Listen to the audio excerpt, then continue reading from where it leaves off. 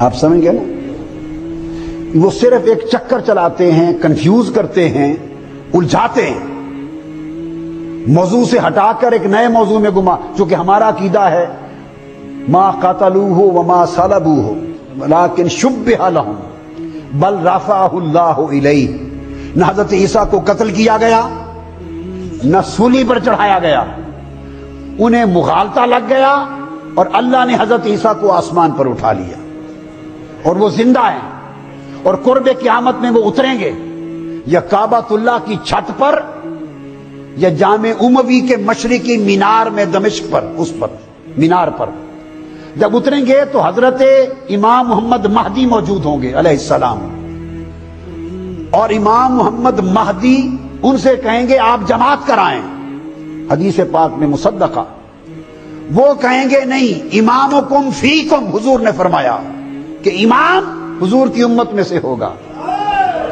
حضرت امام مہدی کو آگے کر دیں گے اور حضرت عیسیٰ علیہ السلام امام محمد مہدی علیہ السلام کی اقتداء میں نماز پڑھیں گے.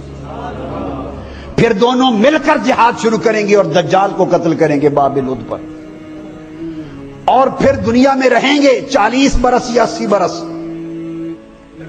پھر تاجدار کائنات کی بارگاہ میں مدینہ جائیں گے، سلام عرض کریں گے وفات سے قبل. اس وقت دروازہ کھل جائے گا. ایک قبر تاجدار کائنات کی ہے اور دوسری قبر ساتھ سیدنا ابوبکر صدیق کی، آگے سیدنا عمر فاروق کی ایک طرف.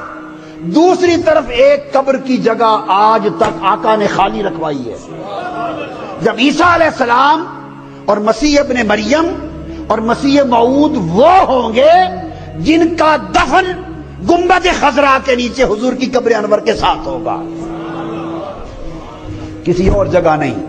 اور آقا نے فرمایا کہ قیامت کے دن جب حضور اٹھیں گے تو حضور کی اس طرف ابو بکر و عمر ہوں گے، اس طرف عیسیٰ ابن مریم ہوں گے. اب آپ سمجھے ہیں نا؟ تو وہ بحث اب کرتے ہیں کہ آیا وہ آسمان پہ زندہ ہیں یا وفات پا گئے تھے. وہ ثابت کرنا چاہتے ہیں لفظ وفات توفیت سے، متوفی سے، یہ جہالت ہے ان کی. اس سے ثابت کرنا یہ چاہتے ہیں کہ وفات پا گئے. اس علمی بحث کا اس وقت ٹائم نہیں ہے. میری اس پر گفتگو کینیڈا میں ہو چکی. میرے جلسے میں 10 قادیانی آ گئے تھے، ان کے مربی علماء. سوال و جواب کا سیشن تھا، اوپن ٹی وی پر اعلان ہوا تھا کہ کوئی شخص آ کے کسی موضوع پر کوئی سوال کر سکتا ہے. تو وہ پھر آ گئے 10. انہوں نے پھر سوال کیے تو میں نے کہا کہ آؤ ادھر لاؤڈ سپیکر پہ کرو. وہ پھر بڑی گفتگو 1 گھنٹے کی میری ہو چکی اس مسئلے پر. تو اس کا ریکارڈ کیسٹ آپ کو مل جائے گا. اس وقت اب میں نہیں کر رہا ہوں. آپ کو صرف سمجھانا یہ چاہتا ہوں کہ آپ کو کوئی ضرورت نہیں. انہوں نے کہا مسئلہ تو یہ ہے کہ اس ایک بے ایمان شخص نے، وہ کافر و مرتد ہوا، اس نے آقا علیہ السلام کے بعد نبوت کا جھوٹا دعویٰ کیا اور خود کو 30 کذابوں دجالوں کی صف میں شامل کیا اور مسلمہ کذاب کا بھائی بنا. مسئلہ تو یہ ہے اس کا دعوی نبوت، اس پر بات کرو کہ کیا ہے یا نہیں کیا. اور تم کرتے ہو کہ عیسیٰ علیہ السلام زندہ ہیں یا نہیں. وہ زندہ ہوں تب مرزا عیسیٰ ابن مریم نہیں بن سکتا. وہ وفات پا گئے ہوں تو تب عیسیٰ ابن مریم نہیں بن سکتا. اس بحث کا کیا تعلق اور جوڑ ہے اس چیز کے ساتھ؟ ایک شخص دعویٰ کر دے کہ میں علامہ اقبال ہوں، آپ کہیں کہ ثابت کرو آپ کیسے علامہ اقبال بن گئے. وہ کہے یہ ثابت کرو علامہ اقبال زندہ ہے یا مردہ ہے. وہ زندہ ہے یا مردہ ہے، اس سے تم کیسے بن گئے علامہ اقبال؟ میری بات سمجھ آئی ہے؟ وہ آسمان پر زندہ ہیں یا وفات پا گئے، ان اینی کیس تم کیسے بن گئے عیسیٰ ابن مریم؟ لہذا اس لیے بات کیا ہے کہ اس کو رد کر دیں. اور وہ بتانا اس لیے چاہتے ہیں کہ اگر وفات ثابت ہو پھر کہیں گے وہ آسمان سے نہیں اتریں گے.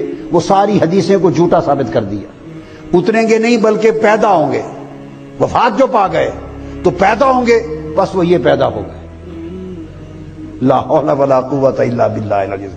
یہ میں نے چند ضروری چیزیں اس وقت میں آپ کو عرض کر دیں، گوش گزار کر دیں. اللہ پاک آقا علیہ السلام کی ختم نبوت پر اور عظمت نبوت پر ہمارا ایمان کامل رکھے.